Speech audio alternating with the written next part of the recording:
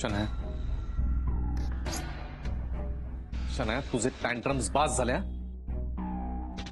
मी जे काही विचारतोय त्याचं नीट उत्तर दे मला. मला खरंच सांग,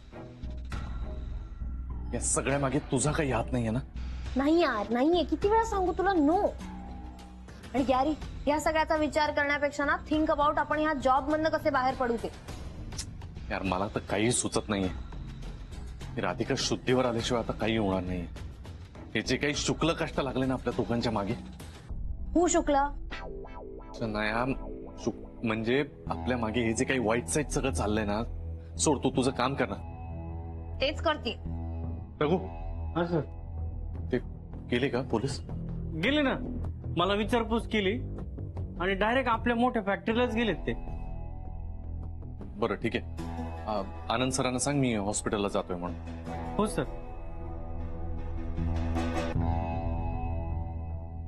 बरं झालं सर हॉस्पिटलला गेले. नाही तर तुम्ही डोकं खात बसले असते ना.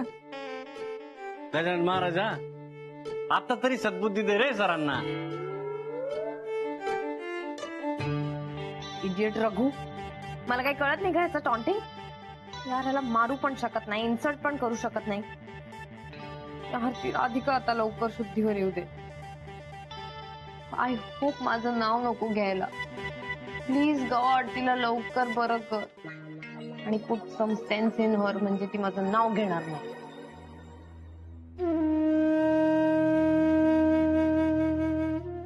आई, बरं वाटत नाही का? चा करू थोडा? नाही बाई नको. असं नका करू. अथर्व बरोबर रातभर जाग्या होते. ठाव आहे मला.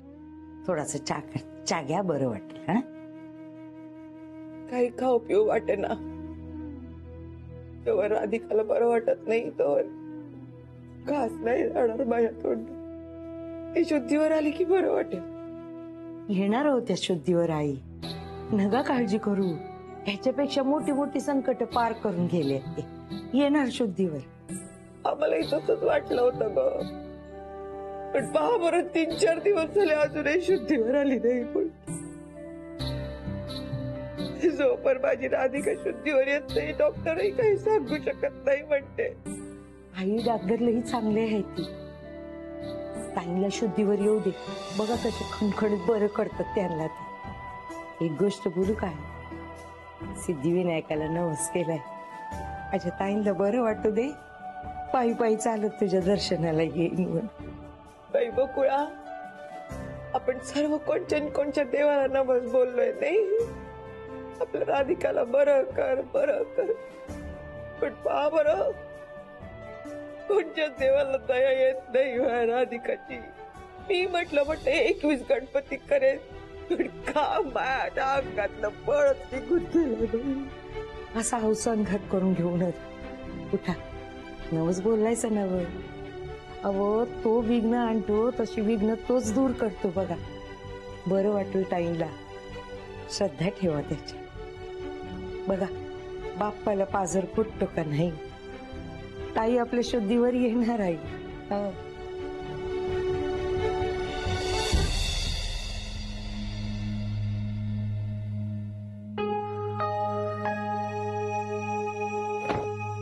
काय किती चेहरा पडलाय तुझा? काही नाही. रेवती, अशी तू स्वतःच्या तब्येतीची हेळसांड करून राधिका वहिनींना कसं सांभाळणार आहेस? काल रात्री तू झोपलेली नाहीयेस नीट. झोपच येत नाहीये मला.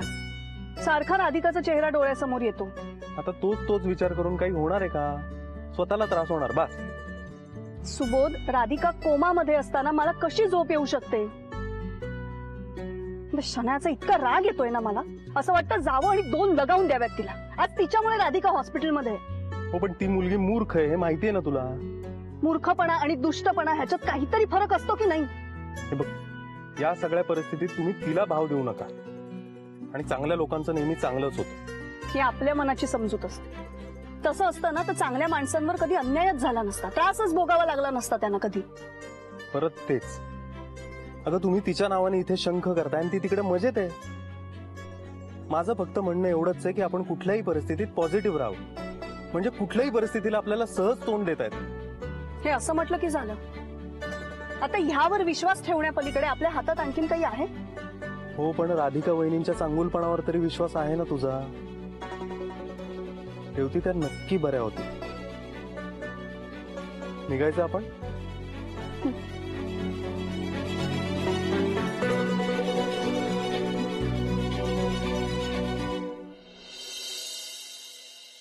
Good morning Radha. Good morning.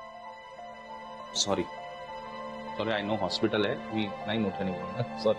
नाही, मी फुलं घेऊन आलो होतो, फक्त ठेवतोय. अहो खरंच नका टेन्शन घेऊ, मी नाही काही डिस्टर्ब करणार. काय, मी नुसत्या गप्पा मारायला आलो तिच्याशी. त्या हॉस्पिटलमध्ये अशी झोपून झोपून अंग उगून गेलं असेल ना, कंटाळा आला असेल तिला, सो जरा टाइमपास करतो तिचा. अहो खरंच नाही, नका टेन्शन घेऊ, मी नाही आरडाओरडा वगैरे नाही करत. सॉरी. बापरे राधा, बघितलंस का तू? काय सिरियस नर्स होती. मी ऑफिसला आल्यावर बघ तुझा चेहरा होतो, बापरे आला आता आरडाओरडा करणार, ऑफिसमध्ये काही कामच होणार नाही, नुसता टाइमपास होणार. सेम तसाच चेहरा झाला तिचा, सेम तुझ्यासारखा चेहरा झाला. बघितलं नाहीस तू?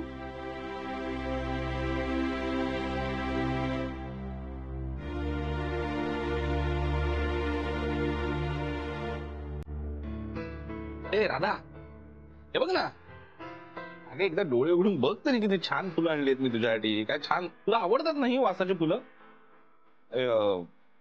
ह्याचं नाव काय मला माहिती नाही, त्या फुलांची नावं माहित आहेत का तुला? मला काही कळत नाही त्यातलं, म्हणून. तुला माहिती आहे राधा, मी आता रस्त्याने जात होतो ना, तर मला ही फुलं दिसली, आणि ही फुलं दिसल्या दिसल्या मला तुझा चेहरा आठवला. तू पण अशीच आहेस ना राधा? शांत, कोमल, प्रसन्न, दुसऱ्यांना मायेचा सुगंध देणारी. बघितलं राधा, हा तू इथे बेडवर झोपून आहेस तरी मला बघ कसं पोएटिक काय काय सुचतंय. प्रसन्न, कोमल, मायेचा सुगंध वगैरे, काय स्पिरिट आहे ना माझ्यात. हा हे राधा, पास ना आता, पास झाला आता आराम. अशी किती वेळ झोपून राहणार आहेस तू अजून? म्हणजे मला माहिती आहे मध्ये तुझी खूप धावपळ झाली, तुला आरामाची गरज आहे. आता पास झाली रेस. बाहेर सगळेजण वाट बघतायत तुझी, सगळे म्हणजे सगळे. जेनी, श्रेयस, पानवलकर सर, आपला गुज्जूभाई, आई, बाबा, अथर्व, मी. राधा, आम्ही सगळे वाट बघतोय तुझी, प्लीज उठ.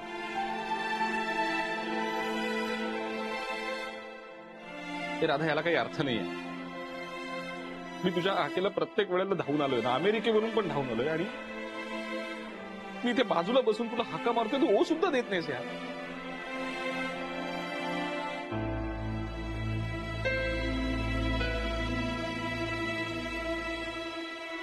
हे बघ राधा, खूप काम आहेत आपल्याला. हा हो ना, तुला अजून काय काय करायचंय, अथर्वसाठी काय काय करायचंय, तुला बिझनेस वाढवायचा आहे, तुला नवीन घर घ्यायचंय. मग हे सगळं असं झोपून आपोआप होणार आहे का, सांग? राधा, तुझ्यामुळे मी ह्या वेळेला देवावर सुद्धा विश्वास ठेवला. मी देवाला सांगितलंय तुला बरं कर. तूच म्हणतेस ना, देव आहे, तो सगळ्यांचं भलं करतो, त्याने तुलाही बरं करायला हवं. आता पासा बास झाला आता हट्टीपणा. मिस्टर सौमित्र.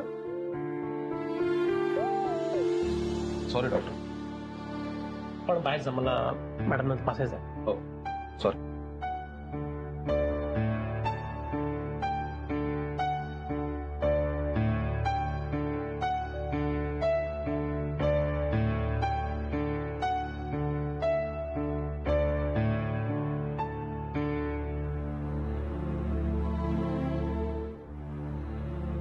गुरु, डॉक्टर आले तर ते तपासतायत, सो आता अलाउड नाही करणार ते तुला. काय काय म्हणाले, काही कळलं नाही? बोलणं नाही झालं ते, आता बाहेर आल्यावर कळेलच आपल्याला.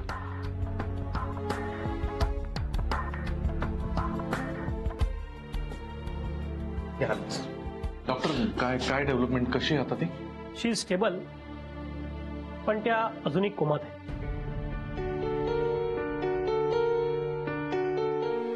आणि तुम्हाला तर माहितीच आहे की कोमात असलेल्या पेशंटला बाहेर यायला किती वेळ लागतो हे सांगता येत नाही. कधी 1 महिना, 1 वर्ष, काही होऊ शकतं. सो वेट, हाव पेशन्स. आता वाट पाहण्यापलीकडे आपल्या हातात काहीच नाही.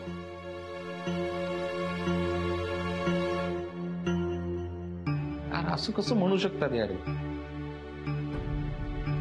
क्या सोयी सुविधा आहेत, पैसा आहे, विज्ञान पुढे गेलंय म्हणतो आपण आणि वाट बघत राहायची नुसती. काय चाललंय? डोक्याचा फार भुगा व्हायची वेळ आलीये. असं वाटतं कुठेतरी जाऊन शांत बसावं या सगळ्यांपासून दूर. रिक्षा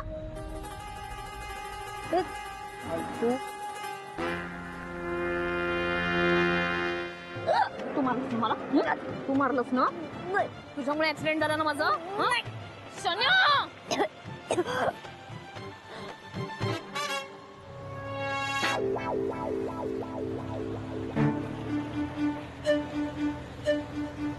रिक्षा रिक्षा रिक्षा. ए शनिया येते का? तू मारलंस ना मला? ये ना ये, चल पोहोचवते तुला. चलो ना मैडम, क्या हुआ? चलो चलो ना मैडम.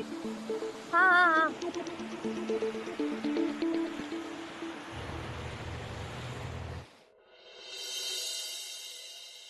त्यांच्या आजूबाजूचं वातावरण थोडं प्रसन्न ठेवा.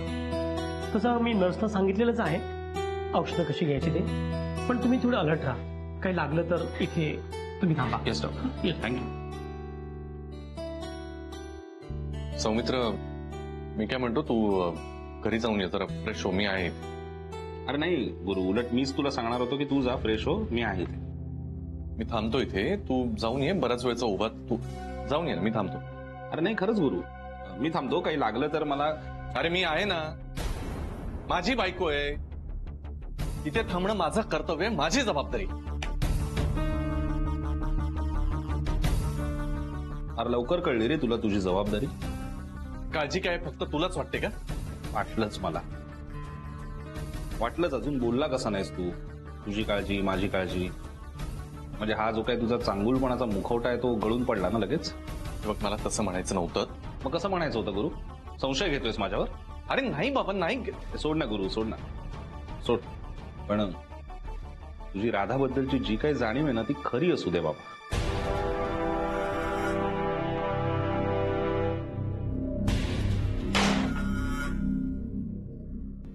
सगळे पुढे पुढे करतायत. तसं काही यांनाच काळजी, मला काहीच नाही.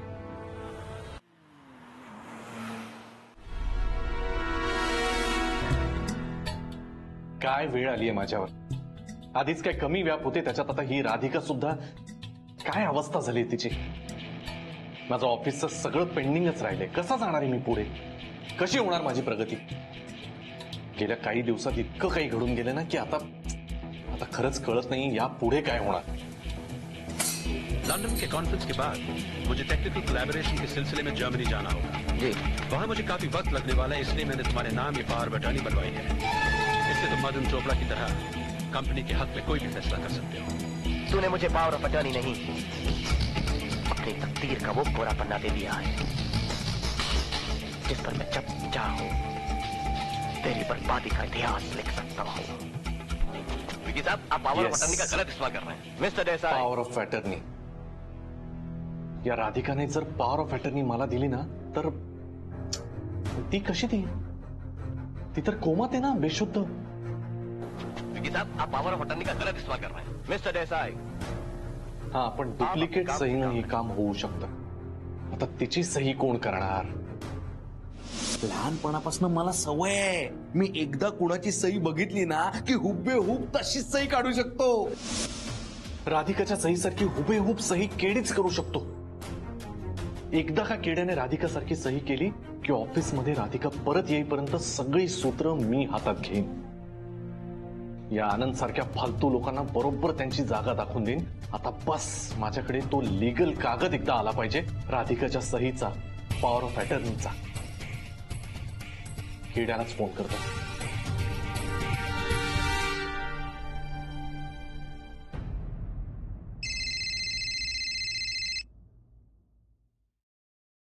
हा बोल ना. मी इथं पुढे आपल्या नेहमीच्या जागी. ओके चल, बाय बाय बाय. बाय. का का? मी निघतोय. कुठे? मला गुरुनी भेटायला बोलवलंय. कशाला? ते त्याला भेटल्यावरच कळेल ना. हा? आणि तू मला कशाला विचारते ग? मी तुला एक काम सांगितलं की जाता जाता त्या हॉस्पिटलला जाऊन ये, राधिकाला बघून ये. तू केलं का? यार इथे मला केवढे टेन्शन आहेत आणि तुला काय पडले तुला माहितीये ती गुड फॉर नथिंग मला तर सगळीकडे दिसायला लागली. मी रिक्षाने जात होते मला तिथे दिसली, काल माझ्या स्वप्नात आली, आज मला डॉग्स मध्ये दिसली, विंडोज मध्ये दिसली, फोन मध्ये दिसली. आणि काय म्हणत होती माहितीये? तूच केला होतास ना तो फोन शनिया, तूच केला होतास ना तो फोन. बापरे. अरे माझी जाम वाट लागली, तुला काहीच वाटत नाही. आणि मी हे सगळं ना गॅरीला सांगणार आहे. एक मिनिट तू गॅरीला काही सांगू नको, कारण तो ऑलरेडी प्रॉब्लेम मध्ये आहे आणि कशाला उगाच त्याला सांगायचं. त्याला काही सांगू नको. त्यापेक्षा म्हणजे तू राधिकाला जाऊन भेट ना. कारण काय माहितीये का, तू हे जे काही केलंय त्याच्यामध्ये गॅरी तुझा प्रॉब्लेम नाहीये, राधिका तुझी प्रॉब्लेम आहे. सो तू राधिकाला जाऊन बघून ये एकदा. ओके चल बाय. बाय.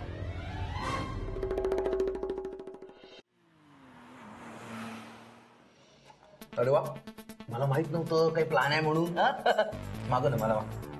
किड्या, महत्वाचं बोलायचंय. बरं ठीक आहे. बरं ती राधिका आली का शुद्धीवर? नाही अजून नाही. अरे बापरे. अरे बापरे नाही, अरे वा. काय बोलतोय यार तू? अरे काल तर म्हणाला ना तू की मला खूप काळजी वाटते म्हणून. हा, आणि आज रंग पालटलास. फक्त रंग नाही किड्या, आता तुझं आणि माझं नशीब पालटणार आहे. म्हणजे तू येण्याच्या आधी, तुला फोन करायच्या आधी मी जेव्हा इथे बसलो होतो ना, तेव्हा या टीव्हीवर बाजीगर लागलाय बघ, अजूनही चालू आहे.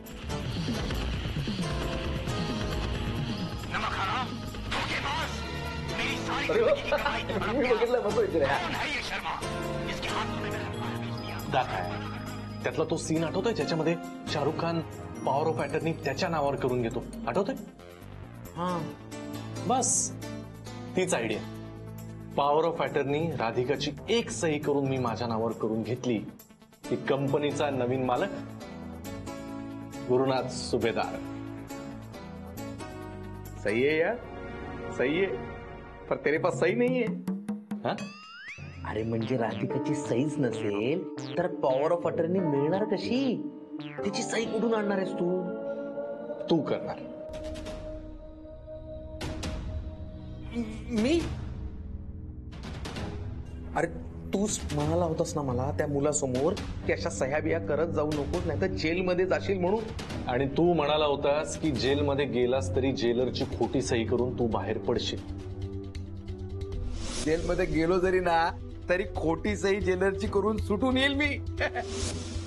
ते आपलं किडे, एक गोष्ट लक्षात घे, तू खोट्या सह्या करेक्ट करू शकतोस अगदी बेमालो. त्यामुळे आता फक्त एक खोटी सही करायची राधिकाची आणि पॉवर ऑफ अटर्नी माझ्या नावावर. आणि या बदल्यात मी कंपनीचा मालक होईनच. आतापर्यंत राधिकाने जेवढा माझा अपमान केलाय, या सगळ्यांनी मला जसं काही वागवलंय ना, त्याचा सगळ्याचा मी बदला घेईनच. पण त्या बदल्यात तुलाही मालामाल करेन, तुझाही फायदा आहे. माझा काय फायदा? मला सांग, तू त्या मुलांना खोट्या सह्या करून द्यायचास, त्याचे किती घ्यायचास? 50 रुपये. मी 25 देतो. 25 साठी नाही करत मी. हे लाख. लाख?